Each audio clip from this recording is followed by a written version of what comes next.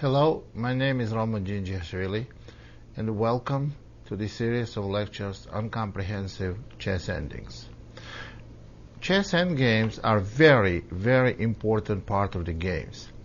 Well, we know that openings are very important because if you don't play openings correctly, if you play them really badly, you won't make it to the end game. But after you learn your openings more or less, so you passed the opening part and you are in middle game, very frequently in the middle game we have the continuations that will lead by force to the ending, to the end game. And then a lot of times we have to play this end game and we have to try to figure out whether we are winning or losing or whatever. So and what helps a lot of experienced chess players, before they get to endgame, they would know already whether endgame is won or it's a draw, if there is a result can be predicted by the nature of endgame, by the type of the endgame. So we have to, in order for them, they don't know it by experience, they know it because they learned certain endgames in a way that they can predict what the result is going to be. So let's start learning those end games, the ones that we don't have to figure once we get there how to play. We want to know how to play these end games before we get there, because that will help you to decide whether you want to go to that end game or not. If you don't know the end game is lost, and it is lost, you don't want to get there. So what should we start? We should start from very beginning, which is very elementary and most basic end games, pawn endings. King and pawns versus king, bear king, or king and pawns. So king and pawn endings are the easiest type of endings, because almost every, not almost, practically every chess, every pawn ending is, you can know what the result is. Every pawn ending, well, there are some rook end games and minor piece end games where you can say one side has an advantage or the other side has an advantage, or position is equal. But that's not the way it is in pawn endings. In pawn endings, there is a win, lose, or draw. It's a very exact science and very predicted results for experienced and strong players. So the elementary ending, the first thing you have to know when you start playing chess and when you start learning openings, is king and pawn versus king. Well, let's run quickly through those type of end games. And we're going to learn what opposition is. So, for example, here is the position. And in this position, white is going that way. So it does not really matter whose move is it. It is a draw. It is a draw. All black has to do is to know one simple rule of opposition. They play king e6 after e5, king e7, king d5, king d7, d5, king e7, and king e5. In this position, there's only one move that draws, and black must make that move. Black must play king e8. And now, regardless whether white goes to king f6 or king d6, black will play king d8 or king f8, which leads to a draw in both cases. So remember, here is the opposition on king f6, king f8. You see kings opposing each other, and if it's whoever is on the move is suffering from the opposition. Now to white's move, that's why white cannot win. If white pushes e7, king e8, and after king e6 it's a stalemate. However, if it's black's move, then black loses. So because they lose the opposition, they have to stand in king versus king in front of king, and if black has to move king e8, e7, king d7, king f7, of course they lose the game. So the opposition, this is the elementary and very basic example of the opposition. Now let's look at the other opposition. Again, I quickly want to go, I don't want to dedicate too much time to king and pawn versus king, because there are many different ways you can learn it, or you can figure it out even by yourself. Well, here is the opposition, and the result here is white moves, white wins if it's black's move, and it's a draw if it's white's move. If white's move, black holds the opposition, and wherever white goes, black can follow the opposition. Now, but if white pushes the pawn, then black draws by playing king d6 if white does not have king d4 move. So the opposition here is important, not to let white's king in ahead of white's pawn, to kick black out of the central file. For example, if it's black's move in this position, in original position, black loses no matter what they do. On king e6, white goes king c5, and on king c6, king e5. And how it may continue now, king d7, and white plays king d5. This is opposition number 2. And black loses. King e7, king c6. And now on king e6, white goes d4, and white queens by 4. So king d8, we go d5. Now, why this rule always works? Now on king d8, king d6, and you see black's move, and black loses because it's their move. Well, there is one rule. We know that this position, we just looked, this type of position, if white's move, it's a draw. We put everything one square up. If white's move is a draw. However, if pawn is here on d2, white's pawn, then white wins no matter whose move is it. Because we know why black loses if it's their move, and if it's white's move, white goes d3. So if white does not have spare move, it's a draw. Again, we push one square down, it's a draw, no matter whose move it, well, only if it's white's move, of course, because black holds the opposition. Very important to know, if the king is on a back rank, this position is an exception. Now white wins, no matter whose move is it. Okay, we know why white wins if it's black's move, and if it's white's move, they just go king c6, king c8, and d6, forcing to play king d8 and d7.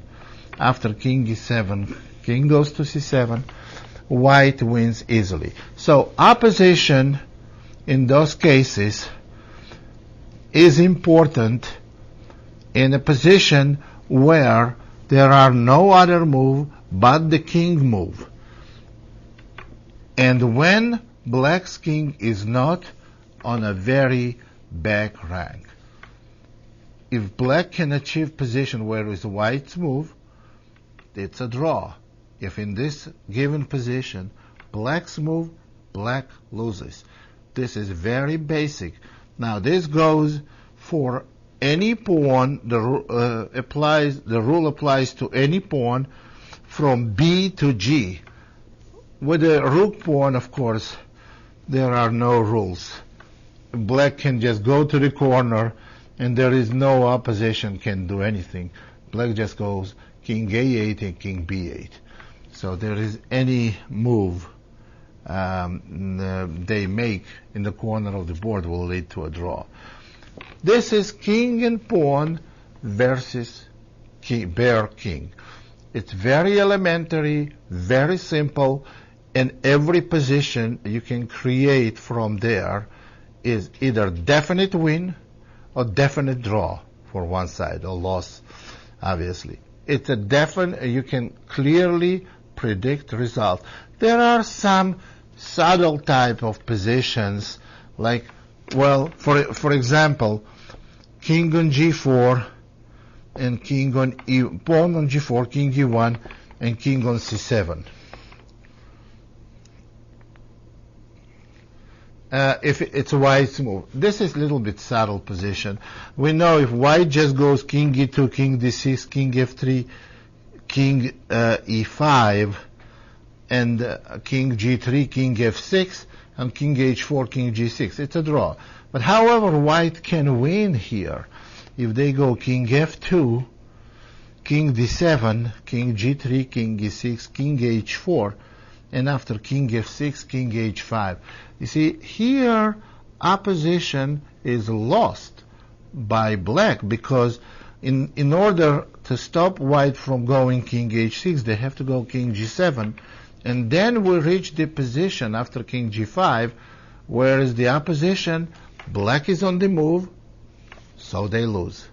So this is the very basic and very easy. It's also complete coverage of king and pawn versus king. Okay, here is another position where black is on the move, and you see if black goes to c6, they lose after king to e5, and if black goes to e6, then after king c5, they're still gonna lose the f pawn. But what is the result? It's a draw anyway. It's a draw anyway because black is not fighting back. They just abandon the f pawn. They go king e7, king d5, and king e8. After king e6, they go king f8. And one rule only black has to know. Black has to play around their king around f7 square and wait when white plays king takes f5, and then they're gonna go king f7, and we have an opposition we just talked about, and it's a draw. One more position, black is on the move and black is losing. Now, what is the difference between this position and the other we just looked? Because when black loses a pawn,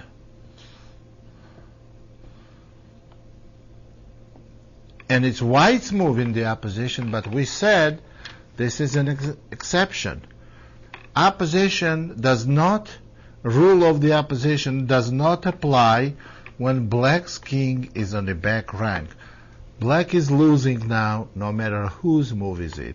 White plays king e6, king e8, f6, king f8, f7, and white wins easily.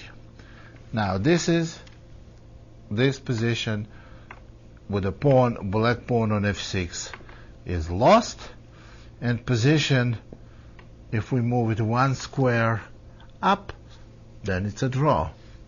But here is the very interesting position. Black is on the move. Is this a win or draw for white? White looks like white is penetrating, but this is a draw. This is a lot more complicated version of the opposition. Black goes king e6 and white goes king c5, and what we're going to see now, we see the mirror image of the opposition. Well, right here in the original position we have vertical opposition. Now you're going to see two different types of oppositions.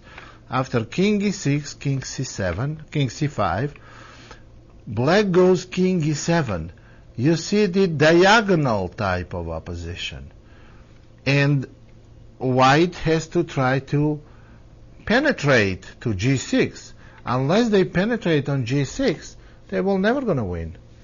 Now on king d5, they go king d7, and now it's white's move, so no opposition. And on king c6, white is going to go king e6. And now we reached horizontal opposition, which is also draw. King c7, king e7.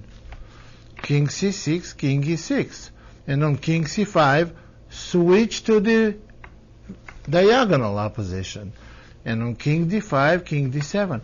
You see the opposition may be vertical, diagonal, horizontal. And here, black loses one opposition, but they're lucky enough to regain the opposition horizontally after white plays king c6 and king e6. So white cannot penetrate to g6, so it's a draw. This is very interesting example of the opposition. Position is a draw. Here is one interesting position we're going to look at. White to move. White goes this way. So if white plays king takes c6, black goes king c8, and this is an obvious draw. But however this position is winning for white, they can go king to d6. Now white is threatening b7 and b8 queen. And after king c8, now they're going to play king takes c6. And now they win very easily. King b8, b7, king a7, king c7. And it's all over. It's an easy win for white. So that's this is another example of the opposition. Now opposition, so it's a very important in pawn endings. However, there is another very, very important, a few other very important rules in pawn endings. One of them is an outside pass pawn. Well, let me give you the brief example of outside pass pawn. Well, here is one pawn. Here are two pawns. Well, actually two, and here is three pawns. Here is the position. The position is absolutely winning for white.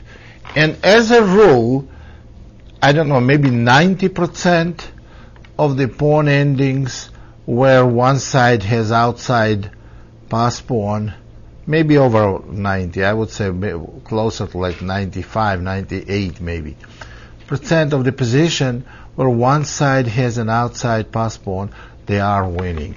This is an easy win for white. What they do, they try to penetrate with the king, and when black stops, they have pawn to push a4 that's going to distract black's king.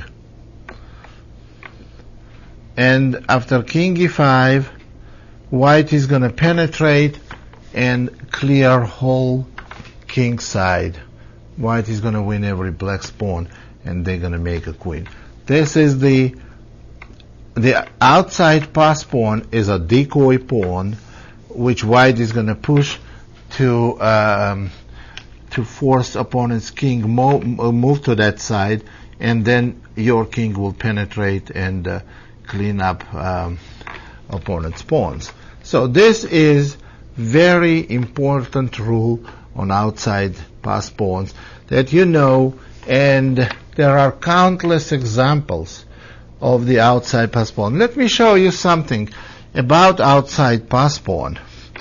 This is a very, very interesting example.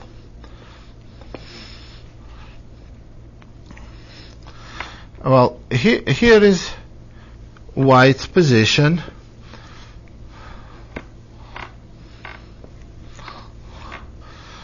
Now this is very interesting endgame.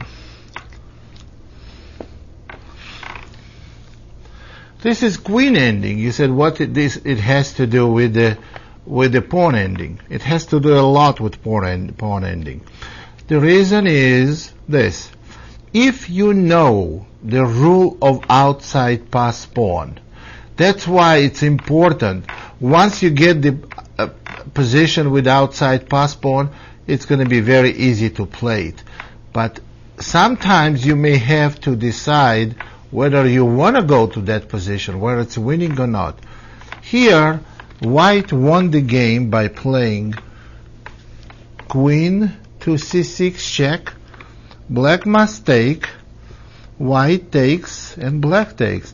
Now, white abandoned their extra pawn, but after c3, black takes and white takes. This is easily won position for white, because white has an outside pass pawn. Why does it call outside? Because the other pawns are all on the right side of the board, and this pawn is on extreme left. So the way white is going to win, doesn't matter who plays actually, b4, maybe king d3, maybe even b4 move, and after king b5, king d4. This is already easily won for white. If black plays king takes b4, then king d5. Now white takes on d6, takes on g6, and it's very easy win. However, if black plays king c6, you may even go b5, and after king takes b5 and king d5, white wins easily. That's a very good example. Now, the reason why it's very important to know about the outside pass pawn, that is, it's a very high percentage of the games where one side has an outside pass pawn are won. So, like a 98%, and this does not look like an exception. So white, in the queen ending, well, they have many different ways to play here, but once they played the right move, they won the game easily. Because all they have to realize, you see, this was played by intelligent chess player. Intelligence, that means he knows about, he's knowledgeable, he knows about outside pass pawn, queen takes, pawn takes, king takes, c3. Regardless what black does, white is going to have white is going to have pass pawn, which is outside pass pawn.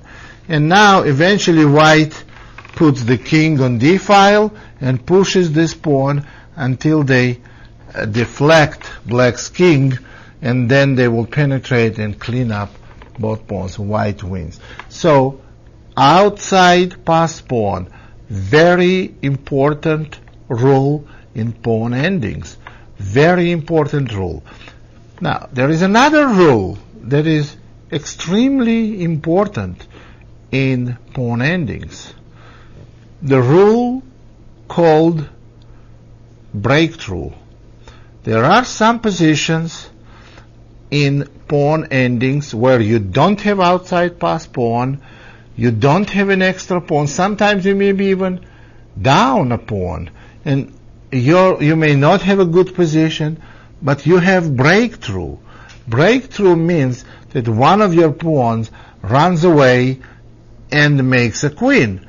There are a lot of interesting examples of breakthrough that we're going to explore now. Here's the first position.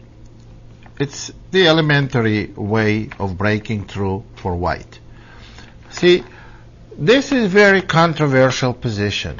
Looks like black has an outside pass pawn, and they do. They have the outside pass pawn. If white goes to catch the outside pass pawn, then black is going to come and may win all the white's pawns. However, it's white's move, and white has a breakthrough, f6. What is white trying to do? To take on g7 and make the queen. Now, g6 move is losing for black, because white simply plays h takes g, and now white has a very important protected pass pawn, so they can come and pick up black's b pawn, because king cannot protect the b pawn because f pawn moves, and they will win the b pawn, and they're gonna win the game very easily. So after f6, if black takes the pawn, g takes f, white plays g6. Now white is threatening g takes h and make a queen. Black plays h takes g, and now white does not take the pawn because black is going to catch white's pawn on g6, and black is winning now. What white does instead, goes h6, and you can see that black's king does not catch white's pawn. And very important, how to catch the pass pawn. A lot of times, let me give you a little example of how to catch the pass pawn. There is a rule which you can apply to any that you can apply the rule to catching a pawn instead of calculation. And for example, if from far away, from like before you get to that position, you want to see, is your king gonna catch your opponent's pawn, or is your opponent's king gonna catch your pawn? And you see, I go here, he goes there, I go here, he goes there. No, there is a rule of a square. You have to remember the rule of a square. White plays king c3. For example, the king is on a7 somewhere. h5, king d4, h4, and king e4. Now, here is how you don't need to calculate. You see your king is in this square. Where is this square? Square is from e4 to e1, e1 to h1, h1 to h4, and h4 to e4. This is 4 by 4 square. And if king is in anywhere inside of the square, they will catch the pawn. Now, another example. Black's pawn is on h6, and white's king is on c6. This is also the rule of the square. See, 6 squares from h6 to h1, h1 to c1, c1 to c6, and c6 to h6. This is a square. And white's king, if white king was on b5, black is on the move, black goes h5, and you don't need to calculate. White is not going to catch this pawn.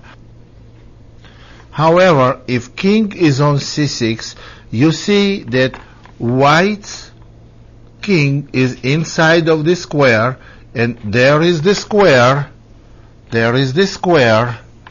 So white's king is inside of the square, and you don't need to calculate. King is gonna catch this pawn. h5, king d5, h4, king e4, h3, king f3, king c6, h2, king g2. So white caught black's pawn. So this is the simple rule of the square. And here we applied this rule here in the position we just looked at. f6, pawn takes, g6, pawn takes. Now if we take on g6, Black will play king e6, and you see the square. There's a 2 moves to g8 square and 2 moves back. So it's a square 3 by 3, e8, e6, g6, g8, e8. So black's move is in the square, but if after h takes g, white pushes h6, black does not catch the pawn. On king e6, white goes h7. And, well, after king e6, you can tell that there is no square. Square is h6, h8, f8, f6, h6. And black's king is outside of the square. So black cannot catch white's pawn, so white wins. It's as simple as that.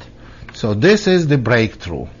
Now let me give you a little more complicated positions of the breakthrough. Well, here is one example, very well known, probably centuries old position. Looks like white is in trouble because black's king is closer to white's pawns. And this is the rare example where breakthrough is possible with equal number of pawns. Breakthrough we just saw in a previous example, white had more pawns on the king side than black. So that's why breakthrough was possible. However, now we have equal pawns and breakthrough is possible. It's a g6 move. White wants to capture either f7 or h7 pawn, so black must take on g6. And here is the mirror image. If black captures with h pawn, white pushes the f pawn, f6, and after g takes f, h6, and they make a queen and they win the game. And the same thing happens, as I mentioned already, mirror image. If f takes g, then we go h6, pawn takes on h6 and f6, and you see that black's king is not in the square f6, f8, d8, d6. Black's king is outside of the square, so they lose. So this is another interesting example of the breakthrough. Now, I want to wrap this breakthrough chapter with one of the most fantastic ways, one of the most spectacular breakthroughs I've ever seen. And this is the position. In this position,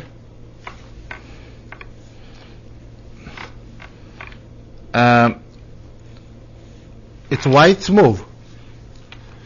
Looks like white can easily win if they go king c5. So white went king c5. It's hard to imagine here that white loses after this move. And here is the one of the most spectacular breakthroughs. f4, and white has three choices. White can capture on f4 with a g pawn, capture on f4 with the e pawn, or just simply capture on d5. Let's go through all of them. Capturing with a g pawn obviously is the worst choice, because after h4 you see there's going to be h3 and black easily makes the queen. So this is out of question.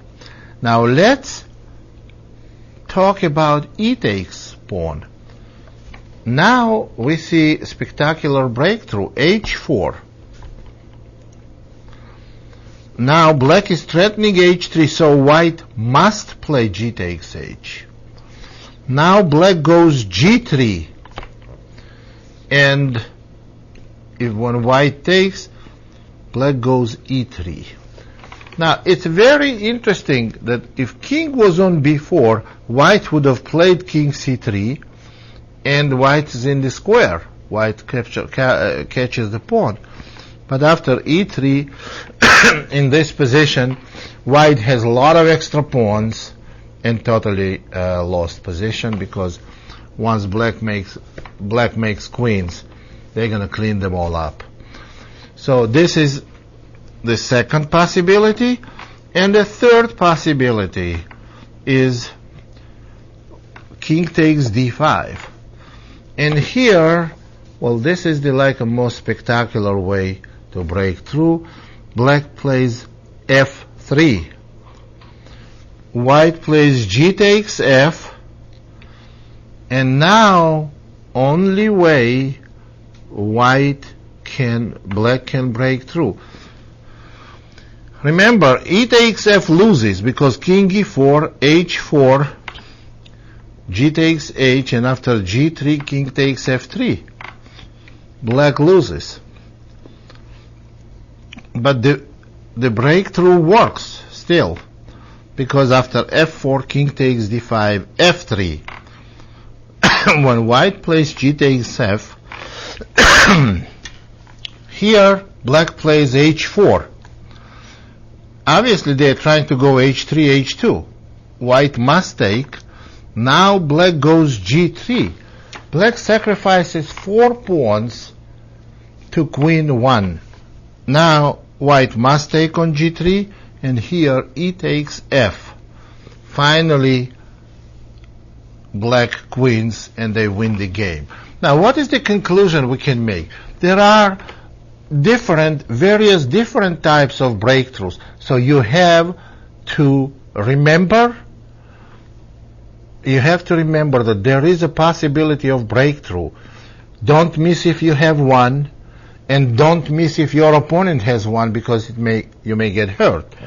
So when there is a breakthrough, remember the rule of the square if king can catch the pass pawn.